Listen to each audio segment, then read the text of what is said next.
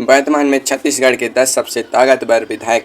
शुरुआत करते हैं नंबर 10 से। इस पायदान पर कब्जा जमाया है किरण सिंहदेव जी ने। अब आप सोच रहे होंगे कि भाई यह तो कैबिनेट मंत्री भी नहीं है, फिर यह इस लिस्ट में कैसे आ गए। तो जनाब, राजनीति में सिर्फ लाल बत्ती ही ताकत की गारंटी नहीं होती। किरण सिंहदेव जी सत्ताधारी दल के प्रदेश अध्यक्ष हैं, यानी संगठन के बॉस। सरकार भले ही नीतियाँ बनाती हो, लेकिन पार्टी में किसकी लॉटरी लगेगी और किसका पत्ता कटेगा, यही तय करते हैं।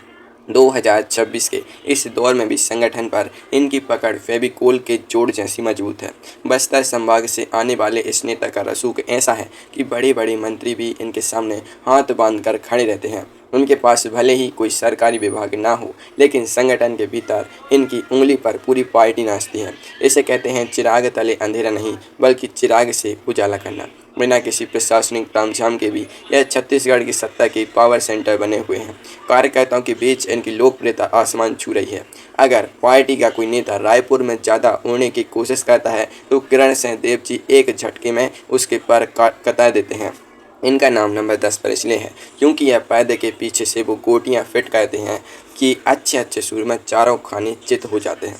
तो यह तो थे संगठन के सेनापति, लेकिन अब नंबर 9 पर जो चेहरा आने वाला है वह बस्तर के जंगलों से लेकर रायपुर के मंत्रालय तक अपनी धाक जमाए बैठा है। एक ऐसा नेता जिसके तेवर के सामने विरोधी पानी मांगते हैं। कौन है वह, चले जानते हैं। नंबर 9 पर आते हैं नारायणपुर के विधायक और सरकार के कद्दावर मंत्री केदार कश्यप जी। इनके पास वन और जल संसाधन जैसे भारी भरकम विभाग हैं, मतलब राज्य के जंगल और पानी दोनों की चाबी इन्हीं की जेब में है। केदार कश्यप जी बस्तर क्षेत्र में बीजेपी का सबसे आक्रामक और भरोसेमंद चेहरा माने जाते हैं। इनकी ताकत का अंदाज़ा आप इसी बात से लगा सकते हैं कि जब भी बस्तर में कोई राजनीतिक संकट आता है तो हाईकमान इन्हीं को आगे करता है। विरोधी इनके तीखे बयानों से थर थर कांपते हैं। राजनीति में इन्होंने अपने लोहा मनवाया है। 2026 में भी इनकी हनक कम नहीं हुई है, बल्कि इनके विभागों की बजट के साथ इनका रसूख और बढ़ गया है। केदार कश्यप जी के बारे में कहा जाता है कि यह जो ठान लेते हैं वह करवा कर ही मानते हैं। बस्तर की अंदरूनी राजनीति में इनका सिक्का ऐसा चलता है कि कोई इनके फैसले को चुनौती देने की हिम्मत नहीं करता। पेड़ पौधे और नदियाँ भले ही प्रकृति के नियम से चलते हों, लेकिन छत्तीसगढ़ में उन पर नीति केदार कश्यप जी ही बनाते हैं। चुनावी बिसात बिछाने में इन्हें महारत हासिल है। जब यह दहाड़ते हैं तो विपक्ष के नेता विधानसभा में बगलें झाँकने लगते हैं। लेकिन रुकिए, बस्तर के इस शेर के बाद अब नंबर 8 पर बाजी मारने आ रहा है सरगुजा का वो दिग्गज, जिसने राजनीति का कखरा तब सीखा था जब आज के कई नेता घुटनों के बल चलते थे। वह कौन है, सोचिए। नंबर 8 पर अपनी जगह पक्की की है रामविचार नेताम जी ने। सरगुजा संभाग के इस सीनियर आदिवासी नेता ने राजनीति में घाट घाट का पानी पिया है। इनके पास कृषि और अनुसूचित जनजाति विकास जैसे सीधे जनता से जुड़े विभाग हैं। रामविचार नेताम जी का कद पार्टी में इतना बड़ा है कि इन्हें बाईपास करना किसी के बस की बात नहीं है। ग्रामीण इलाकों में इनकी पकड़ इतनी मजबूत है कि इनके एक इशारे पर वोट बैंक इधर से उधर हो जाता है। 2026 के इस दौर में जब नए नए नेता सोशल मीडिया पर रील्स बनाकर हवाबाजी कर रहे हैं, तब नेताम जी जमीनी स्तर पर अपनी ताकत का प्रदर्शन कर रहे हैं। खेती किसानी और आदिवासियों के हक की बात जब भी आती है, रामविचार नेताम जी का रिमोट कंट्रोल चालू हो जाता है। इनकी सादगी के पीछे वो राजनीतिक चालाकी छिपी है जो बड़े बड़े दिग्गजों को धूल चटा देती है। सरकार के भीतर इनकी बात को काटने की हिम्मत बहुत कम लोगों में होती है। सरगुजा संभाग में इनका साम्राज्य ऐसा है कि वहाँ इनकी मर्जी के बिना पत्ता भी नहीं हिलता। यह वो चुपचाप काम करने वाले खिलाड़ी हैं जो लाइमलाइट से दूर रहकर भी सत्ता के बड़े फैसलों को प्रभावित करते हैं। सत्ता के इन सूरवीरों को तो आपने देख लिया, लेकिन अब नंबर 7 पर एक ऐसा योद्धा एंट्री मार रहा है जो सरकार में नहीं है, लेकिन अकेले ही पूरे सरकार के पसीने छुड़ाने का दम रखता है। सदन का वो सबसे तीखा तीर कौन है। नंबर 7 पर आते हैं शक्ति सीट के विधायक और विधानसभा में नेता प्रतिपक्ष चरणदास महंत जी। अब आप कहेंगे कि विपक्ष के नेता के पास क्या ताकत होती है, तो भाई साहब, चरणदास महंत जी कोई मामूली नेता नहीं है। यह पूर्व केंद्रीय मंत्री और पूर्व विधानसभा अध्यक्ष रह चुके हैं। राजनीति का ऐसा कोई दांव नहीं है जो इन्हें ना आता हो। छत्तीसगढ़ विधानसभा के भीतर यह सरकार के सामने दीवार बनकर खड़े हो जाते हैं। जब वे बोलना शुरू करते हैं तो सत्ता पक्ष के मंत्रियों के माथे पर पसीना आ जाता है। इनके पास भले ही सरकारी फाइलों का दस्तखत करने की पावर ना हो, लेकिन सदन के भीतर सरकार को घुटनों पर लाने का हुनर बखूबी है। बिलासपुर संभाग में इनका राजनीतिक रसूख आज भी उतना ही मजबूत है जितना पहले था। चरणदास महंत जी का अंदाज बेहद शायराना और व्यंग्यात्मक है कि हंसते हंसते ऐसा राजनीतिक तीर मारते हैं कि सामने वाला घायल भी हो जाता है और उफ तक नहीं कर पाता। 2026 में भी विपक्ष की कमान इनकी मजबूत हाथों में है, जिससे यह साबित होता है कि शेर भले ही बूढ़ा हो जाए लेकिन शिकार करना नहीं भूलता। विपक्ष के इस चाणक्य के बाद नंबर 6 पर आ रहा है वो चेहरा जिसके नाम से ही रायपुर के मंत्रालय की कुर्सियां हिलने लगती हैं। छत्तीसगढ़िया अस्मिता का वो सबसे बड़ा पैरोकार कौन है? नंबर 6 पर काबिज हैं पाटन के विधायक और पूर्व मुख्यमंत्री भूपेश बघेल जी। छत्तीसगढ़ की राजनीति में इस नाम का अपना ही एक भूकाल है। भले ही 2023 के चुनाव के बाद इनकी सत्ता चली गई, लेकिन इनका रसूख और दबदबा आज भी नंबर 1 लेवल का है। भूपेश बघेल जी को छत्तीसगढ़ की राजनीति का सबसे आक्रामक खिलाड़ी माना जाता है। यह विपक्ष में रहकर भी सरकार की नाक में दम करके रखते हैं। इनका एक सिंगल ट्वीट या एक बयान पूरी सरकार को डिफेंसिव मोड में ला देता है। लोग कहते हैं कि काका अभी जिंदा है और ये बात 2026 में भी सच साबित हो रही है। जमीनी पकड़ के मामले में इनका कोई सानी नहीं है। छत्तीसगढ़ीय संस्कृति, किसान और ग्रामीण अर्थव्यवस्था के मुद्दों पर इन्होंने जो अपनी छवि बनाई है उसे मिटाना नामुमकिन है। ईंट से ईंट बजाना किसे कहते हैं यह भूपेश बघेल जी से बेहतर कोई नहीं जानता। भले ही आज इनके पास मुख्यमंत्री की कुर्सी नहीं है, लेकिन जनता के बीच और अपनी पार्टी में इनका प्रभाव आज भी ऐसा है कि बड़े बड़े फैसले इनकी मर्जी के बिना कांग्रेस में नहीं हो सकते। यह वो खिलाड़ी है जो कभी भी पासा पलट सकते हैं।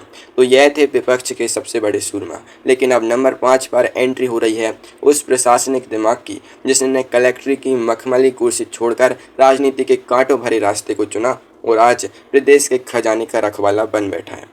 नंबर 5 पर आते हैं रायगढ़ के विधायक और राज्य के वित्त मंत्री OP चौधरी जी। पूर्व IAS अधिकारी OP चौधरी जी छत्तीसगढ़ की राजनीति के सबसे पढ़े लिखे और आधुनिक चेहरे हैं।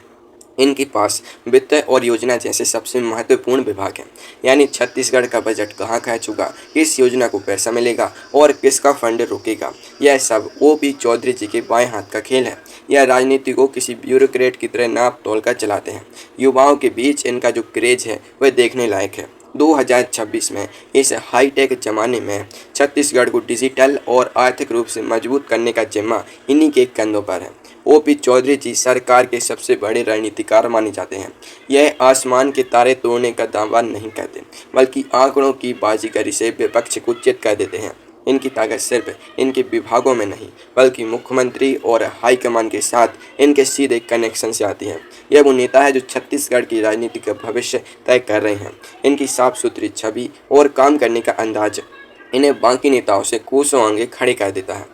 खजाने के इस पहरेदार के बाद नंबर 4 पर आ रहा है वो बुजुर्ग मार्गदर्शक जिसने लगातार 15 साल तक छत्तीसगढ़ की तकदीर और तस्वीर लिखी।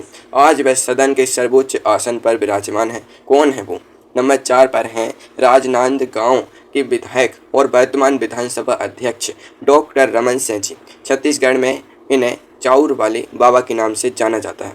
3 बार मुख्यमंत्री रह चुके डॉक्टर रमन सिंह जी का राजनीतिक कद इतना ऊंचा है कि सरकार के बड़े बड़े फैसले आज भी इन्हीं की सलाह के बिना पूरे नहीं होते। भले ही यह विधानसभा के स्पीकर हैं और सक्रिय दलीय राजनीति से थोड़ी दूर दिखते हैं, लेकिन संवैधानिक रूप से सदन के भीतर यह सबसे शक्तिशाली व्यक्ति हैं। जब यह अपनी कुर्सी पर बैठते हैं तो मुख्यमंत्री से लेकर नेता प्रतिपक्ष तक सब इनके आदेशों का पालन करते हैं। राजनीति में इन्होंने अपनी बाल यूं ही सफ़ेद नहीं किए हैं। इनका अनुभव छत्तीसगढ़ के किसी भी अन्य नेता से कहीं ज़्यादा है। 2026 में भी इनकी प्रतिष्ठा और रसूख में रत्ती भर भी कमी नहीं आई है। डॉक्टर रमन सिंह जी का शांत स्वभाव ही उनकी सबसे बड़ी ताकत है। यह बिना शोर मचाए अपनी गोटियां सेट करते हैं। सत्ता और संगठन दोनों में आज भी इनका ऐसा अदृश्य कंट्रोल है कि कोई भी इनके खिलाफ जाने की सोच भी नहीं सकता। यह छत्तीसगढ़ की सियासत के वो भीष्म पितामह हैं जिनकी मर्जी के बिना राजनीतिक महाभारत अधूरी है। अब हम बढ़ रहे हैं टॉप 3 की तरफ। यहाँ से राजनीतिक ताकत का पारा एकदम 7वें आसमान पर पहुँचने वाला है। नंबर 3 पर आ रहा है वो युवा चेहरा जिसके हाथ में पूरे प्रदेश की सुरक्षा और कानून व्यवस्था की कमान है। नंबर 3 पर धमाकेदार एंट्री होती है कवर्धा के विधायक और उप मुख्यमंत्री विजय शर्मा जी की। इनके पास गृह मंत्री का प्रभार है, यानी राज्य की पूरी पुलिस और सुरक्षा व्यवस्था इन्हीं के इशारे पर चलती है। विजय शर्मा जी ने बहुत कम समय में छत्तीसगढ़ की राजनीति में अपनी ताकत का ऐसा प्रदर्शन किया है कि सब देखते रह गए। यह संगठन से निकले जमीनी नेता हैं, इसलिए इन्हें पता है कि कार्यकर्ताओं का दिल कैसे जीतना है और विरोधियों को कैसे शांत रखना है। अगर कोई कानून तोड़ने की कोशिश करता है तो विजय शर्मा जी की पुलिस एक्शन लेने में देर नहीं लगाती। छाती पर मूंग दलना किसे कहते हैं, यह इन्होंने अपराधियों को अच्छे से समझा दिया है। 2026 में भी गृह मंत्री के रूप में इनका दबदबा चरम पर है। इनके पास पंचायती राज विभाग भी है, जिससे ग्रामीण इलाकों के विकास का बजट भी इन्हीं के हाथ में रहता है। विजय शर्मा जी की छवि एक सख्त और आक्रामक नेता की है, जो अपनी पार्टी के एजेंडे को लागू करने के लिए किसी भी हद तक जा सकते हैं। इनकी यही आक्रामकता इन्हें सरकार का सबसे ताकतवर और प्रभावशाली चेहरा बनाती है। गृह मंत्री के इस जलवे के बाद नंबर 2 पर जो नेता आ रहा है वह बहुत शांत और गंभीर दिखता है, लेकिन उनके पास जो विभाग हैं वे विकास की असली बुनियाद है। चलिए देखते हैं नंबर 2 पर कौन है। नंबर 2 पर मजबूती से खड़े हैं लोरमा के विधायक और उप मुख्यमंत्री अरुण साव जी। यह सरकार के में मुख्यमंत्री के बाद सबसे सीनियर पोजीशन पर हैं। इनके पास लोक निर्माण विभाग यानी PWD और नगरीय प्रशासन जैसे सबसे बड़े और जटिल मंत्रालय हैं। राज्य में जितनी भी सड़कें, पुल और सरकारी इमारतें बन रही हैं, उन सब का टेंडर और अप्रूवल अरुण साव जी के दस्तखत के बिना पास नहीं हो सकता। यह छत्तीसगढ़ में OBC वर्ग के सबसे बड़े और सर्वमान्य नेता बनकर उभरे हैं। बिलासपुर संभाग में इनका एक छत्र राज चलता है। अरुण साव जी का स्वभाव बेहद शांत और सुलझा हुआ है, लेकिन उनकी प्रशासनिक पकड़ उतनी ही सख्त है। यह कम बोलो और ज़्यादा काम करो के सिद्धांत पर चलते हैं। 2026 में भी छत्तीसगढ़ के बुनियादी ढांचे को चमकाने की पूरी कमान इन्हीं के हाथों में है। इनकी ताकत का मुख्य स्रोत इनकी साफ छवि और दिल्ली दरबार में इनका मजबूत भरोसा है। यह वो नेता हैं जो बिना किसी विवाद के सरकार को मजबूती से आगे बढ़ा रहे हैं। इनके पास जो विभागों की ताकत है वह इन्हें राज्य का दूसरा सबसे शक्तिशाली विधायक बनाती है।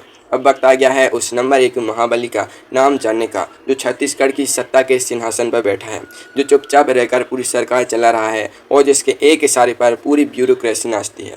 नंबर 1 के पायदान पर किसी और का नहीं बल्कि कुनकरी के विधायक और छत्तीसगढ़ के मुख्यमंत्री विष्णुदेव साय जी का कब्जा है।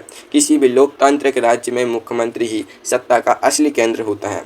विष्णुदेव साय जी छत्तीसगढ़ के पहले आदिवासी मुख्यमंत्री हैं और उनका यह चेहरा ही उनकी सबसे बड़ी ताकत है। शुरुआत में लोगों को लगता था कि साय जी बहुत सीधे और सरल हैं, लेकिन उन्होंने अपने काम करने के तरीके से साबित कर दिया कि वह बेहद चतुर और दूरदर्शी राजनेता हैं।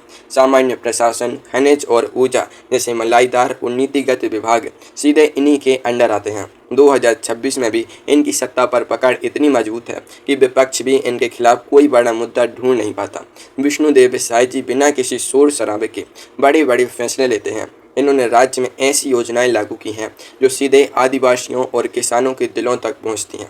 यह वो हुक्म का इक्का है जिसे बीजेपी ने छत्तीसगढ़ में अपनी जड़ें हमेशा के लिए मजबूत करने के लिए चला है। इनके पास संवैधानिक, प्रशासनिक और राजनीतिक तीनों तरह की सर्वोच्च शक्तियां हैं, जो उन्हें छत्तीसगढ़ का निर्विवाद रूप से सबसे ताकतवर विधायक और नेता बनाती हैं।